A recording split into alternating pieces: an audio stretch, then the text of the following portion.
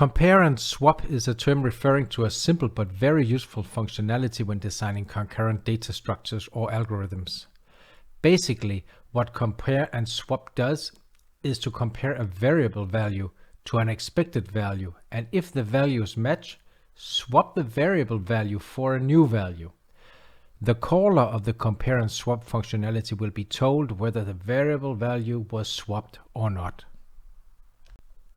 In the example here on the screen, we have a variable with the value 34, we have an expected value of 34, and we have a new value of 99. What the compare and swap functionality does is to compare the variable value with the expected value. And if the variable value and the expected value are equal, it will swap the variable value to the new value. So in this case, where 34 is actually equal to 34, the variable value and the expected value here, then the variable value will be swapped from 34 to 99. And the compare and swap functionality will then return true, signaling to the caller that the value in the variable was swapped. If instead the expected value and the variable value were not equal, then the variable would have kept its old value and the compare and swap functionality would have returned false, signaling to the caller of the compare and swap functionality that the variable's value was not swapped. Before I show you how compare and swap looks in Java and how to use it, let me first explain in what situations compare and swap is useful. The lock implementation here on the left has some problems in both its lock and unlock method. That's why I have named it problematic lock. This problem can be solved with the compare and swap functionality, so that is why I am showing you this example. But let's first go through the example. So the lock method here starts with a while loop, and this while loop keeps iterating as long as the value of locked is true. So that means that as long as this lock instance here is locked by some thread, then this lock method here will spin in this loop here over and over again. And this is also referred to as a busy wait. So it's waiting until locked becomes false. And then once locked becomes false, the caller, the thread calling lock here, will exit the while loop and go down here and set locked back to true, and then it will exit this method here because now the thread has locked this lock and can then continue doing whatever it needs to do.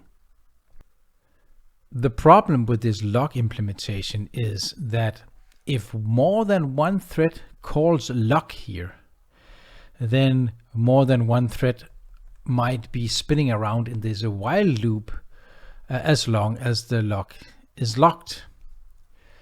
And by the time the lock is no longer locked, at the time that this dot locked becomes false again, then if you have 2, 3, 4, 5, 6, whatever number of threads spinning around in this while loop, then more than one of them might actually see that locked is now false and exit the while loop and then set locked back to true and then exit the lock method.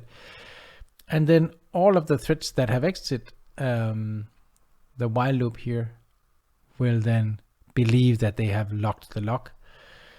And in reality, only one thread should be allowed to lock the lock, and the rest of the threads should be kept spinning around in this while loop here until the lock becomes unlocked the next time. This pattern of behavior here, of code here, is also referred to as a check then act case, right? So whatever thread calls lock here will first check the value of the locked variable here, and then based on that it will act. So if in case locked has some expected value when checked, then the thread will act. So that is what check then act means. And compare and swap functionality is very good at supporting check then act cases, or as we will see later.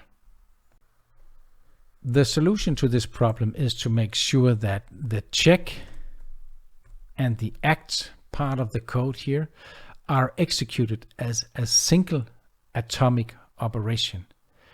And a single atomic operation is an operation that can only be executed by one thread at a time, and the thread cannot be preempted or co-opted inside of this atomic block.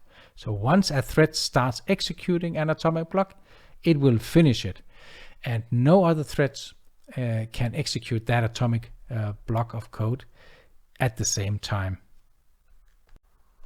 Now let us see how this check then act block of code here can be turned into an atomic operation using the compare and swap functionality built into Java.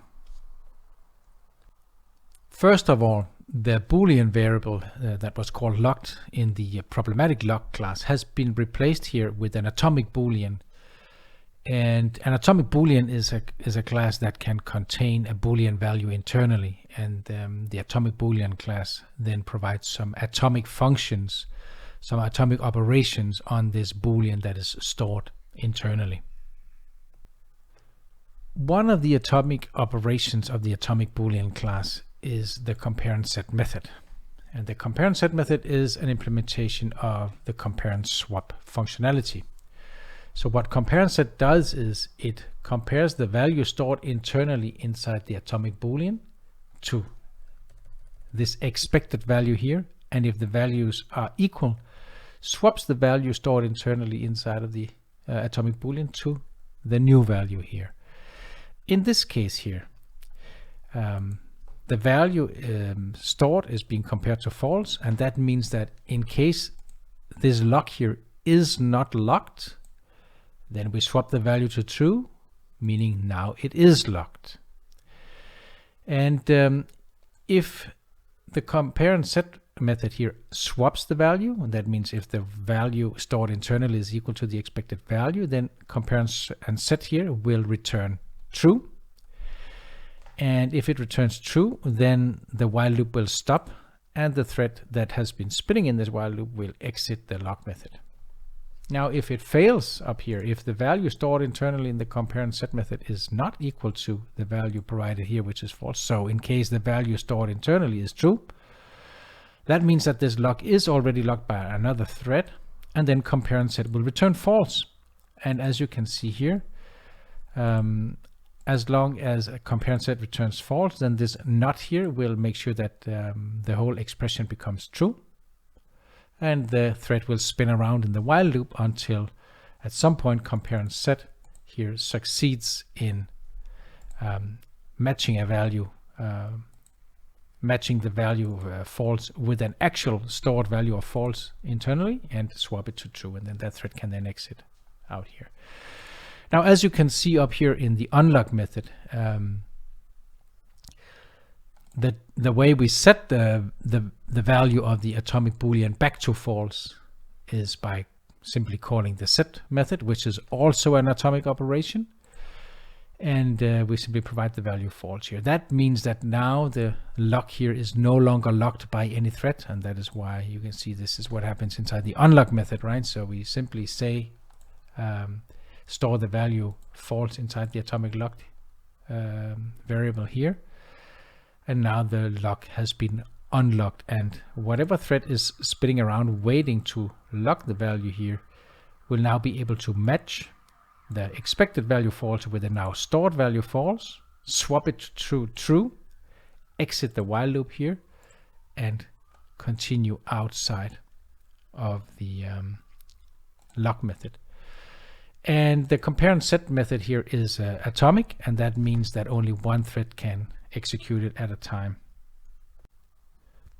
Now let's have a look at how using compare and swap is different from using a synchronized block in Java. Blocking a thread that is trying to enter a synchronized block that already has another thread executing inside of it, and also unblocking the thread that is blocked when the synchronized block becomes available, is handled at the OS or Java virtual machine level. Blocking and unblocking threads at the OS or Java VM level is expensive. Entering a synchronized block that has no other thread executing inside of it is not that expensive, but if the thread is blocked, then that is more expensive. And additionally, you do not know exactly when the blocked thread becomes unblocked once the synchronized block becomes available now. And I've tried to illustrate that in this diagram here. Imagine that thread 2 here enters a synchronized block inside of a lock or concurrent data structure here. And then thread 1 tries to enter the same synchronized block. What happens is that thread 1 is blocked at the OS level or Java VM level. And it is up to the OS to detect, or the OS and the Java VM to detect when the synchronized block becomes free again and then unblock the thread. However, you are not guaranteed that it happens at the exact time that this other thread here leaves the synchronized block. So there might be a little bit of wasted time here, depending on how this is implemented. And basically, because blocking and unblocking is expensive, that means that you are wasting some potential execution time here. But on the positive side, the thread here is not taking up any CPU time at all from the time it's blocked and until it is unblocked again. The atomicity of the compare and swap operations, on the other hand, are guaranteed, provided by the hardware, so by the CPU and the chipset. So here is the situation with the compare and swap lock that I showed you earlier. First here, thread 2 enters the shared concurrent data structure, the compare and swap lock, and then thread 1 here tries to enter the same block, or to lock the same lock here. What happens is that at this point in time, thread 2 executes the compare and swap, which switches the internal atomic boolean from false to true, and then thread 2 goes ahead and does whatever it needs to do until at this point where it unlocks the lock again, and it does that by setting the atomic boolean back to false. So what happens for thread 1 in this time is that thread 1 here tries to, or actually thread 1 here executes the compare and swap, but the compare and swap fails because thread 1 is expecting the value to be false in order to swap it to true, but at this point here the value inside of the atomic boolean is false. And so thread 1 here continues in the loop. All right, so it continues in a loop, trying again and again and again, failing, right? Failing 1 time, failing 2 times, failing 3 times, until at this point here, because you see at this point here we are assuming that it tries, but fails because this thread has just exactly not opened up or unlocked the lock yet. But then it fails here and it tries another time, and at this point in time you can see this thread now has unlocked the lock, and so the compare and swap operation succeeds for thread 1, and now it can go ahead and do what it needs to do, and then it unlocks the lock here, you know, with another compare and swap. No, actually not with a compare and swap, just by setting the atomic boolean back to false again here. The compare and swap functionality is guaranteed to be atomic by the hardware, so by the CPU and the chipset in your computer. And that means that if 2 threads were trying to execute compare and swap at exactly the same time, it would be up to the hardware to guarantee that one of them is allowed to execute it before the other. And that means that the OS does not need to be involved in blocking either of these 2 threads.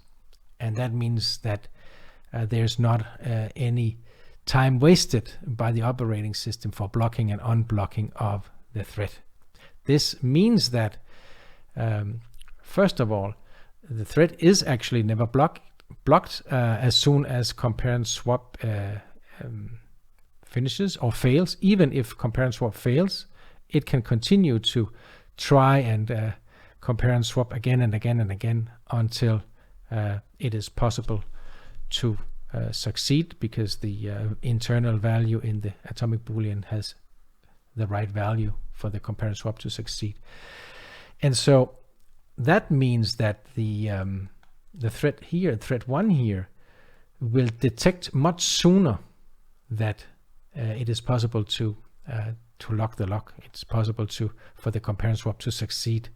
There's no time waiting to be unblocked. So the thread is always running here. It never blocks. So it always uses the CPU and thus takes CPU time.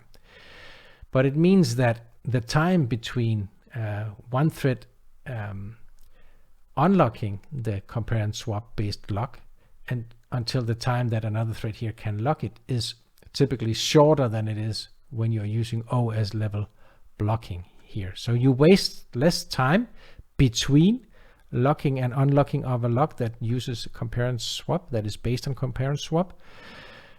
So you can get a higher throughput, but the price is that the thread that is trying to take the lock is then busy in a while loop until it is able to finally execute a compare and swap that returns true, that succeeds. And so that means that while this thread here is waiting, it is burning CPU time. So if these two threads here are running on different CPUs and you are trying to just get as much through the system as possible, then this is a good idea here. Like using a compare and swap is a good idea. But if they were running on the same CPU here, then this execution time here is taken from thread 2's execution time. So all in all, if you only have a single CPU in the system, you may not gain any performance by using compare and swap based locking or concurrent data structures over using like a classic synchronized block based concurrent data structures. However, since most CPUs today have multiple CPUs and multiple cores in them, commonly 4 to 8 and some even more, you might consider using a compare and swap based concurrent data structure instead of a synchronization based concurrent data structure. Now let us discuss two common patterns for the use of compare and swap in concurrent components. The first pattern is to use compare and swap as a guard, and that is what you have already seen here in this compare and swap lock. So you can see here that the compare and set method here is used in the beginning of this method here as a guard for whatever would be down here at the end of this method. And because this is just a simple lock method, nothing else is in here. But outside of this class here, the lock method would typically be used to guard the entrance of a critical section. And that is typically what you will do with a compare and set when you use it as a guard. It guards the entrance to a critical section. The second pattern is to use compare and swap for optimistic locking. And optimistic locking means that you actually allow more than one thread to enter the critical section, but you only allow one thread to commit its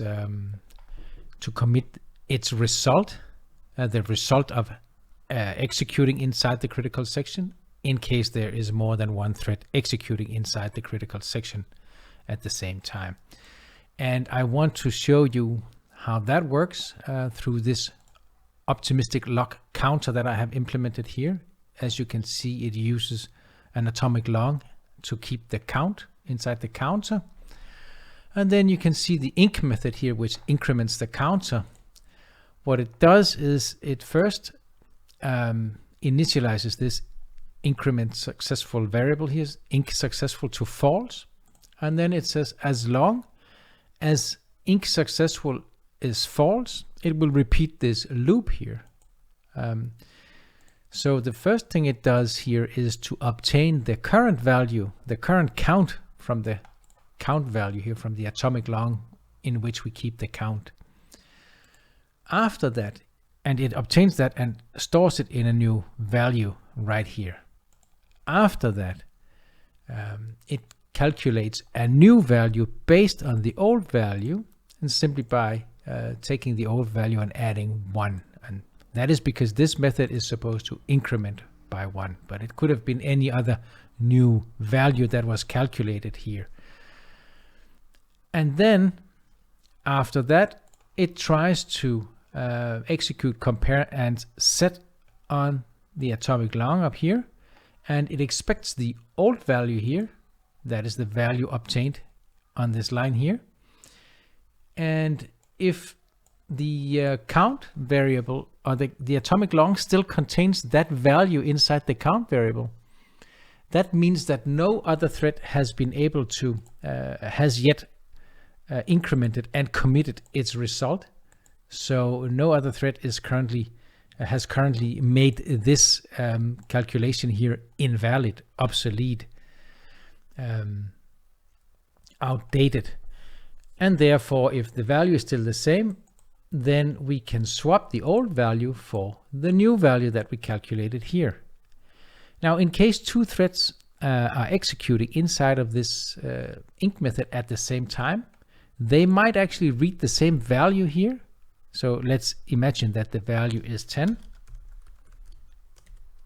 that it's equal to 10.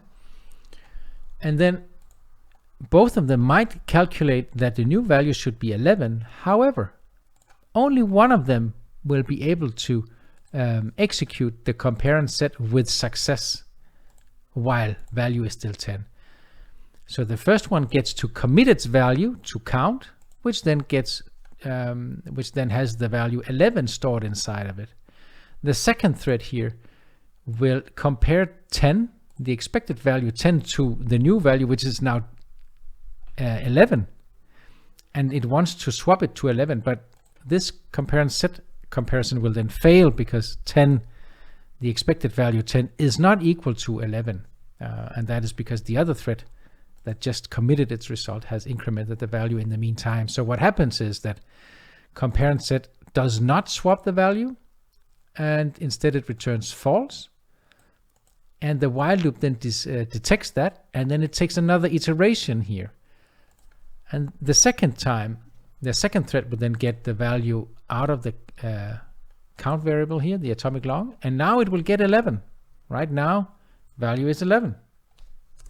Now the second thread will then calculate a new value, which will be 12, and then the compare and set value here will compare the expected value 11 to the value that is stored inside, which is at this time still 11, and then the compare and set will succeed this time and swap the old value of 11 for the new value of 12, and this compare and set method will return true, and then the while loop will not continue.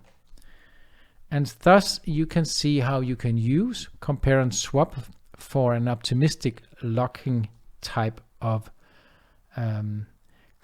concurrent component. That's all for this video about compare and swap in Java.